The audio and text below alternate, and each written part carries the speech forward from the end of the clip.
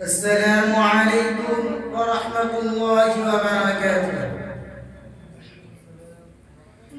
الحمد لله رب العالمين والعاقبة للمتقين والصلاة والسلام على سيد الأنبياء والمرسلين. أما بعد فأعوذ بالله من الشيطان الرجيم. بسم الله الرحمن الرحيم. فلولا نفر من كل فرقة منهم طائفة ليتفقهوا في الدين. وقال النبي صلى الله عليه وسلم: العلم فريضة على كل مسلم ومسلمة، أو كما قال عليه الصلاة والسلام.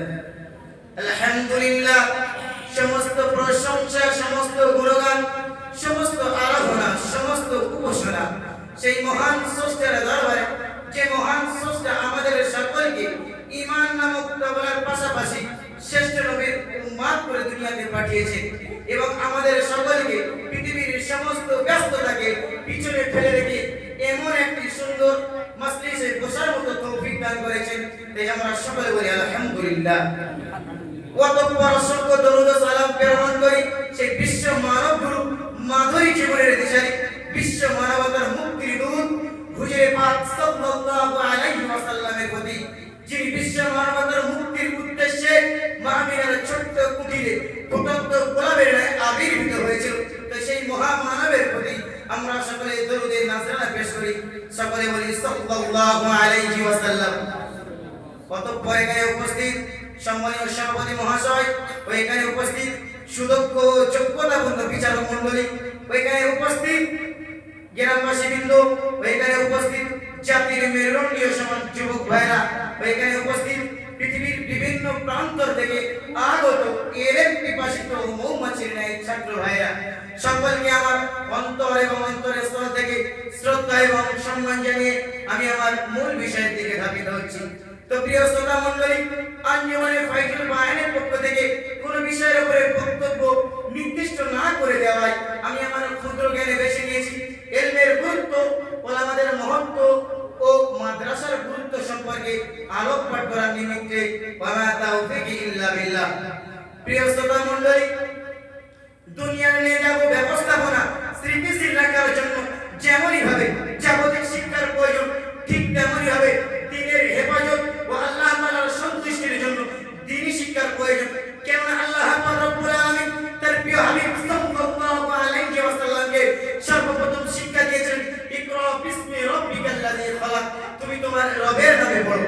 এই ইলম হলো এমন একটি জ্ঞান যার দ্বারা সমস্ত নবী এবং রাসূলগণ ইহকালে এবং পরকালে সম্মানিত হয়েছিল।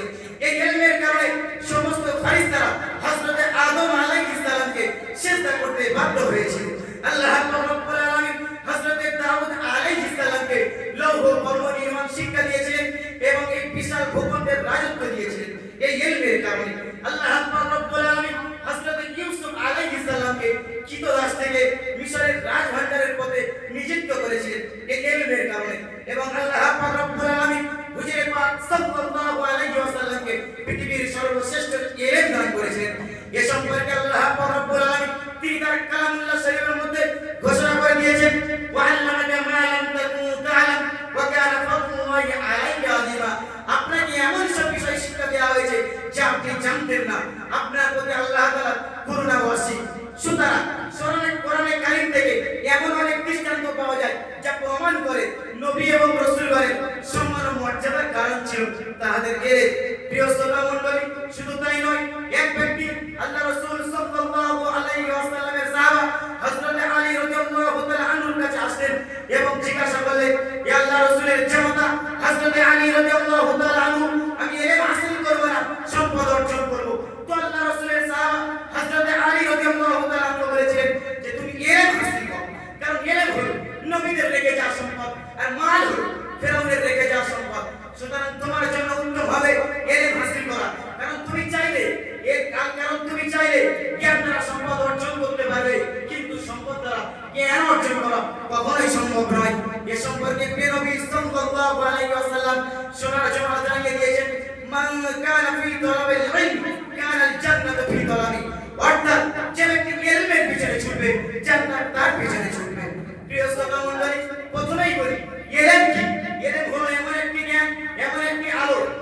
ব্যতীত কোন জাতি উন্নতির অগ্রগতির চরম শিখরে পৌঁছাতে সক্ষম হয়নি। শুধু তাই নয়, যে মহান স্রষ্টা আমাদেরকে সৃষ্টি করেছে তার ইবাদত করার জন্য সেই ইবাদত পর্যন্ত করতে হলে এই ইলমের প্রয়োজন। প্রিয় শ্রোতা মণ্ডলী, তাহলে বুঝুন ইলমের কতটা গুরুত্ব, কতটা মহত্ব। শুধু তাই নয়, এ সম্পর্কে আল্লাহ পাক রব্বুল আলামিন তার কালামুল্লাহ শরীফের মধ্যে ঘোষণা দিয়েছেন, ফালাউলা নাফারা মিন কুল্লি ফিরকাতিন মিনহুম তাইফাতুন লিয়াতাফাক্কাহু ফিদ্দীন। আল্লাহ পাক রব্বুল আলামিন জানান মুমিনদের মধ্যে থেকে একটি দল ইলমি দ্বীন অন্বেষণের জন্য কেন বাইর হয় না, অর্থাৎ তাদের ইলমি দ্বীন অন্বেষণের জন্য বাহির হওয়া অত্যাবশ্যক।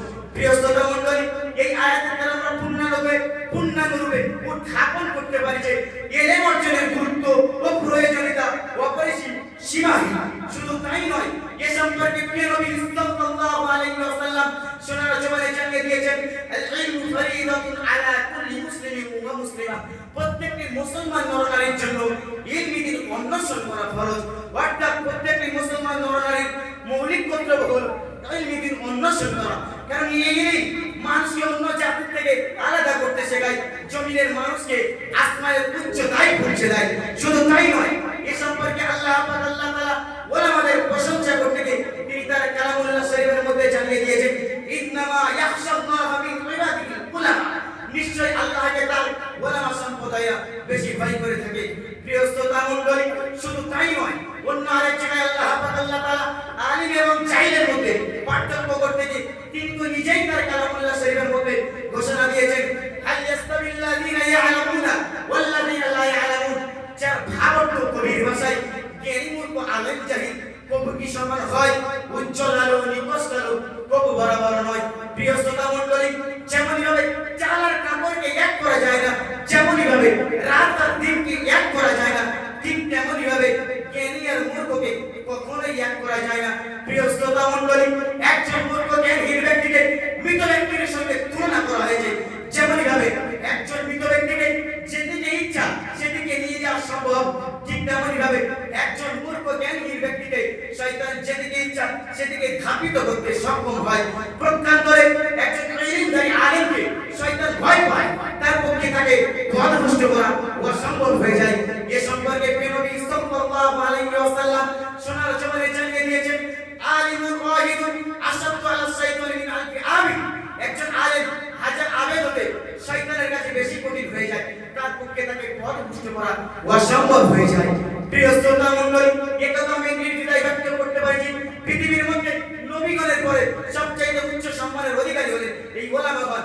কারণ নবী পাক সাল্লাল্লাহু আলাইহি ওয়াসাল্লাম এই ওলামাগণদেরকে নবীগণের ওয়ারিস বলে আখ্যায়িত করেছেন। নবী আমার জানিয়ে দিয়েছেন, আল উলামা ওয়ারাসাতুল আম্বিয়া। এই ওলামাগণ হলেন নবীগণের ওয়ারিস। প্রিয় শ্রোতা মণ্ডলী, কত সম্মানের বিষয় যে নবীগণ গত হওয়ার পরে তাদের সম্মানীয় গুরু দায়িত্ব এই ওলামাগণদের উপরে অর্পিত হয়েছে। শুধু তাই নয়, এই ওলামাগণ ইলম ওয়ালা হওয়ার কারণে আল্লাহ পাকের জন্য সমস্ত সৃষ্টিকে ইস্তেগফারে মগ্ন করে দিয়েছে। শুধু তাই নয়, এ সম্পর্কে প্রিয় নবী সাল্লাল্লাহু আলাইহি ওয়াসাল্লাম সোনার জবানে জানিয়ে দিয়েছেন, ইন্নামা আলিমা ইস্তাগফিরুল্লাহু মা ফিস সামাওয়াতি ওয়া মা ফিল আরদ। অর্থাৎ আলিমদের জন্য আসমানে যারা বাস করে, জমিনে যারা বাস করে, তারা সকলে আল্লাহ পাকের দরবারে ইস্তেগফার করতে থাকে। তাই তো কবির কলম বলতে বাধ্য হয়েছে, education is the backbone of a nation. শিক্ষা হলো জাতির মেরুদণ্ড। প্রিয় শ্রোতা মণ্ডলী, এ কথা আমি নির্দ্বিধায় ব্যক্ত করতে পারি যে পৃথিবীর সৃষ্টির পর থেকে নিয়ে আজও পর্যন্ত কোনো ব্যক্তি এই ইলম ব্যতীত নিজের লক্ষ্যের চরম সীমায় পৌঁছাতে সক্ষম হয়নি। সার কথা হলো এটাই, আলিমদের সম্মান অনেক অনেক অনেক বেশি। আল্লাহ পাক রব্বুল আলামিন এই ওলামাগণদেরকে জাতির ইমাম করে বানিয়েছে। পৃথিবীর যে কোনো জটিল সমস্যার ক্ষেত্রে আল্লাহ পাক রব্বুল আলামিন গোটা বিশ্ববাসীকে তাদের শরণাপন্ন করেছে। প্রিয় শ্রোতা মণ্ডলী, তাহলে বুঝুন এই ওলামা সমাজ আছেই বলে তো সমাজের নিয়ন্ত্রণ আজও বজায় রয়েছে।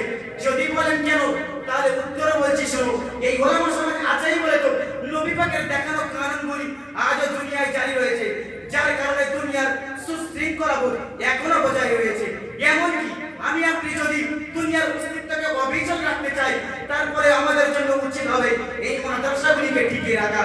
কারণ নবী পাক সাল্লাল্লাহু আলাইহি ওয়াসাল্লাম সোনার জমায় জানিয়ে দিয়েছেন, যতক্ষণ না পর্যন্ত কিয়ামত সংঘটিত হবে না, যতক্ষণ না পর্যন্ত এই দুনিয়ার বুক থেকে আল্লাহ আল্লাহ বললে বলা খতম হয়ে যায়। আর এই মাদ্রাসাগুলো আছেই বলে তো আজও সকাল সন্ধ্যে ছোট্ট ছোট্ট বাচ্চাদের মুখে আল্লাহ আল্লাহ নামের ধ্বনি উচ্চারিত হচ্ছে।